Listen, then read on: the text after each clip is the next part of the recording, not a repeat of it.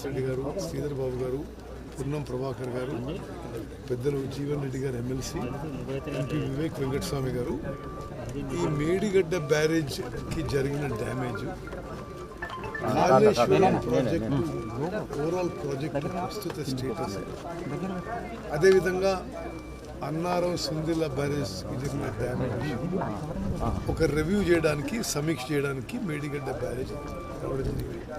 మీరందరూ పార్టిసిపేట్ చేశారు.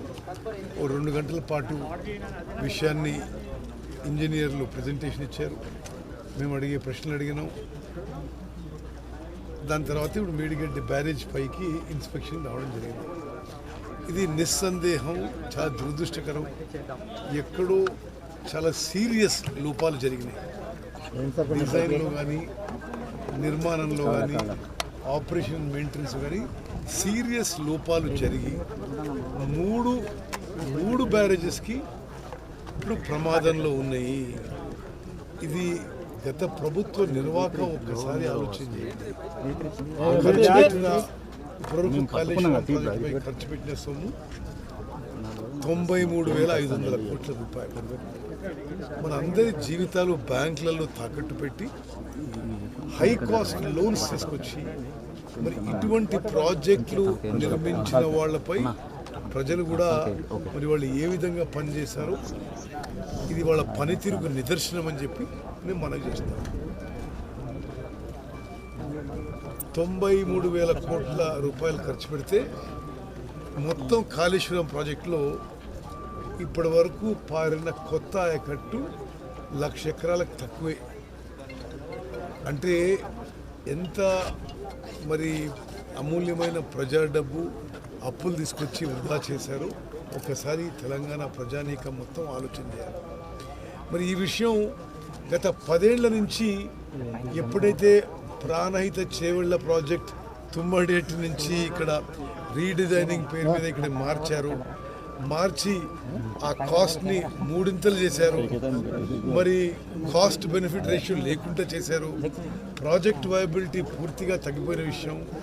ఇవన్నీ కూడా మేము ప్రతిపక్షంలో ఉన్న అన్ని విషయాలు కూడా చెప్పిన విషయాలు ఇప్పుడు నిజమవుతున్నాయి. మీరే చూస్తున్నారు ప్రాజెక్టులు ఏం చెప్పారు. ఇది వాళ్ళు చేస్తున్న పని. మీరు అసలు క్వాలిటీ చూడండి, అసలు ఈ పేరు చూడండి. అసలు కేవలం 3 ఏళ్ల కింద కట్టిన ప్రాజెక్ట్ ఉందా ఇది? చూడండి ఎట్లుంది అది. అండ్ ఇప్పుడైతే 3 ఫౌండేషన్లు కొలాప్స్ అయిపోయి ఎన్ని కొలాప్స్ అవుతాయేమో. ప్రాణహిత చేవెళ్ల 11,000 కోట్లు కూడా యాడింగ్ సార్ దీంట్లో.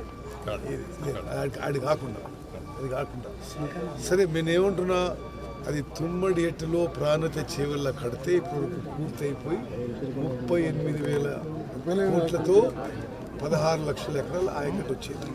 ఇప్పుడు వీళ్ళు 93,000 కోట్లు ఖర్చు పెట్టి 1,00,000 ఎకరాలు కూడా ఆయకట్టు రాలేదు. ఇది ఇంత నాసిరకం పనులు.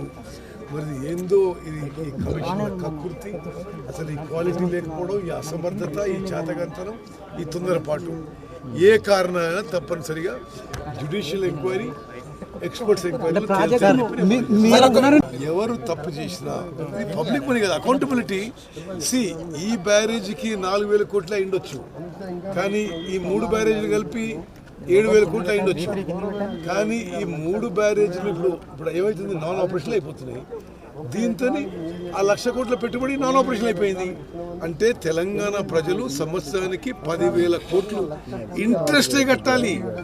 ఈ ప్రాజెక్టు మీద ఇంట్రెస్టే కట్టాలి, మళ్ళీ ప్రిన్సిపల్ కట్టాలి. ప్రాజెక్ట్ నుంచో నీళ్ళు వచ్చే పరిస్థితి. నేను ఇప్పుడు ఒకటి డీప్గా టెక్నికల్ డిజైన్ లోపం ఉండొచ్చు, కొంత కన్స్ట్రక్షన్ లోపం, కొంత O&M లోపం.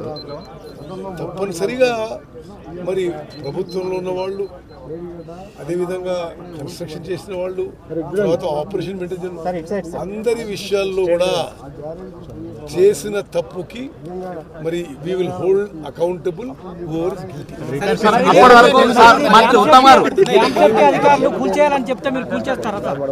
సేఫ్టీ అథారిటీ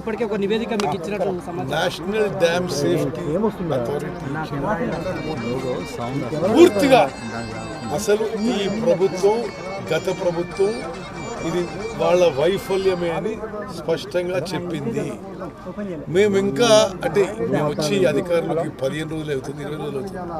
మేము ఇంకా ముందుకు పోయి ఇది సరైన స్టెప్ 2-3 రోజుల్లో మీరే ఏమేమి స్టెప్పులు తీసుకుంటారో మీకు తెలుస్తుంది.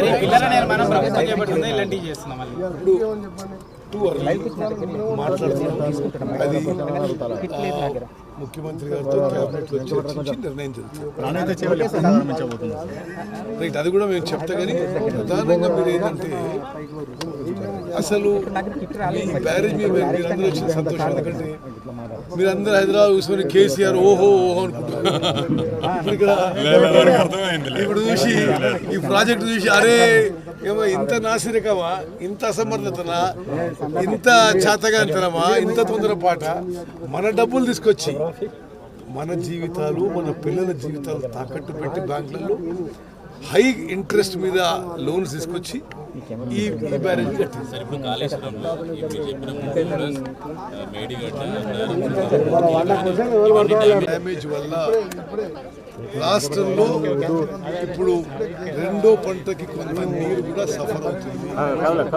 డెఫినెట్ గా ఇది స్టెబిలైజేషన్ కోసం SRSP స్టేజ్ 2 కానీ ఈ ఆయకట్టు కూడా సఫర్ అవుతుంది. మీరు నిర్ణయం త్వరగా తీసుకొని వచ్చే వానకాలం నాటికి దీన్ని ఏమన్నా పునరుద్ధరించే అవకాశాలు ఉన్నాయి? అసలు దీన్ని ఏం చేయబోతున్నారు? 100% ఆ నిర్ణయం ఎప్పుడు చేయబోతున్నాము. 2-3 రోజుల్లో మీకు హైదరాబాద్ నుంచి ప్రకటిస్తాం. మరిన్ని వీడియోస్ కోసం ఛానల్ ని సబ్స్క్రైబ్ చేయండి, లేటెస్ట్ అప్డేట్స్ కోసం వాట్సాప్ ఛానల్ ని ఫాలో చేయండి అండ్ లింక్ డిస్క్రిప్షన్ లో ఉంది.